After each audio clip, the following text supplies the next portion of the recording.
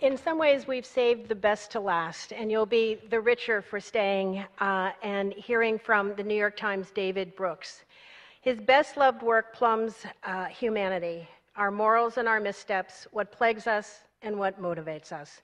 The Washington Ideas Forum has considered these things with some of the sharpest minds around. It is fitting, then, that we conclude with a look inward. Here to explore character is David Brooks.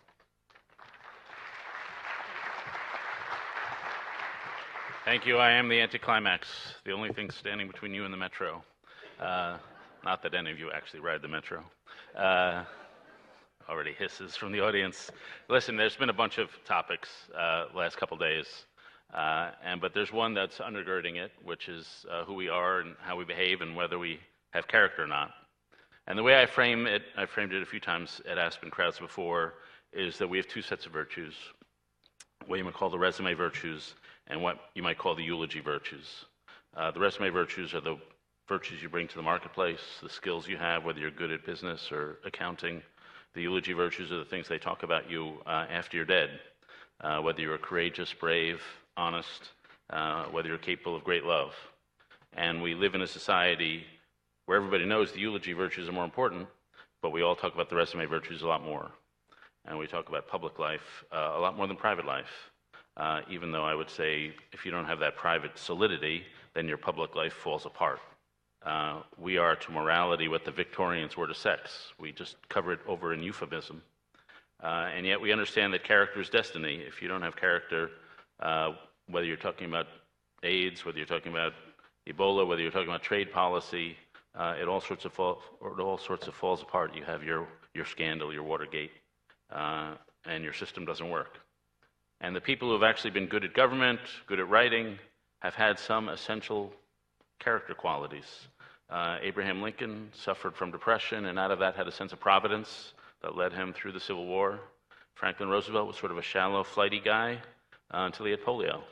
And that experience of having polio changed him and deepened him and gave him the empathy he needed to be a great president.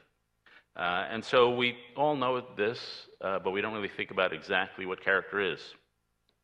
And so I thought just for the last 3 minutes here, I'd try to think us through what do we mean when we use the word character. What exactly do we mean? I think the first thing we mean is some constancy, that the things that lead us astray are short-term, like lust, fear, vanity, and gluttony, and the things that we call character are courage, honesty, and humility. They're long-term.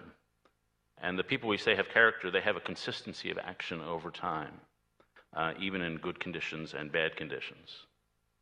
The second thing we'd say about character is that somebody with character is not sort of a free-floating lone wolf. They have a series of connections to things that are big and that anchor them and make them stable.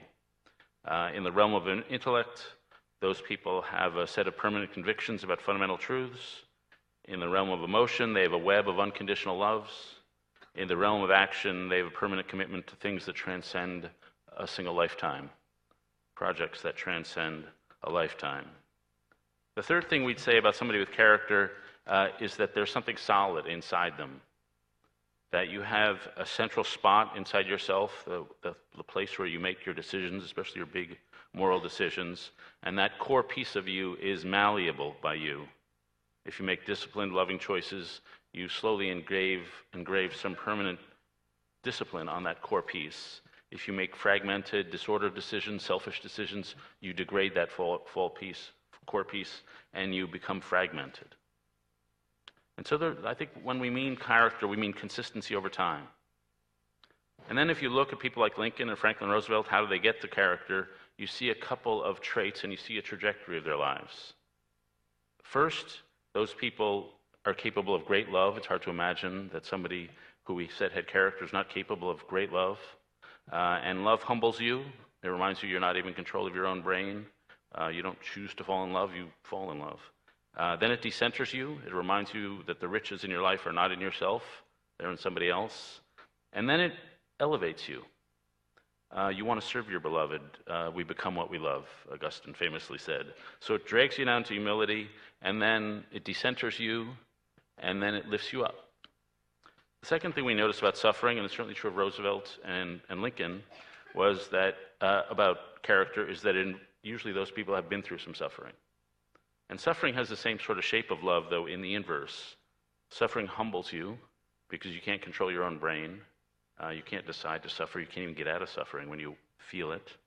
Second, it hollows you out, decenters you.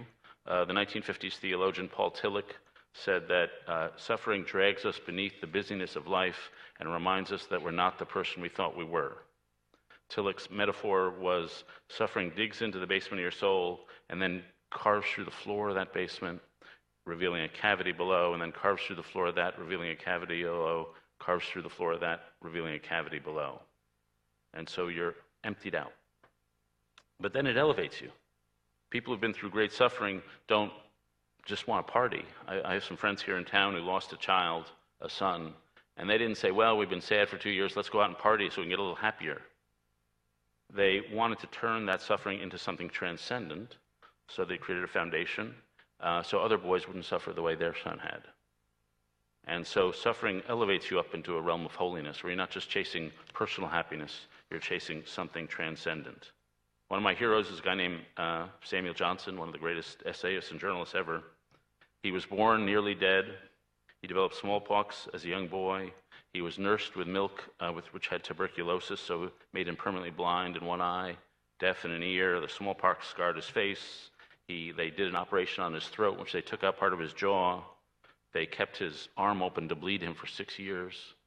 He had a miserable childhood and a miserable young adulthood. He was ugly, scarred, nearly blind, oafish, Tourette's syndrome, horrible fits of depression, suicide attempts. So really dragged down through suffering. And relevant to the Ideas Festival, he wrote his way to character. He came to London, worked as a freelance writer for 20 years, getting nothing published under his own name, but a lot of brilliant stuff published anonymously. He could write 1,800 words an hour, 30 words a minute. A friend of his was named law professor, didn't know anything about the law. Johnson wrote for him for free law lectures accounting to 1,600 pages. And what Johnson did was write his way to the stability of the truth. He just tried to describe accurately the world he saw around him, and he tethered himself to that. And many of his aphorisms contain that stability, realism, intense, honest realism. Some of his famous ones are, a man of genius is seldom ruined by himself.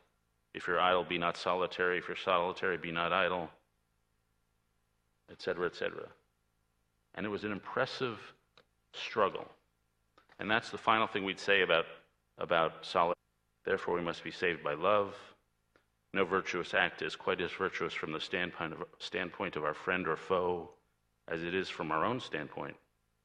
Therefore, we must be saved by the final form of love, which is forgiveness. So thanks very much.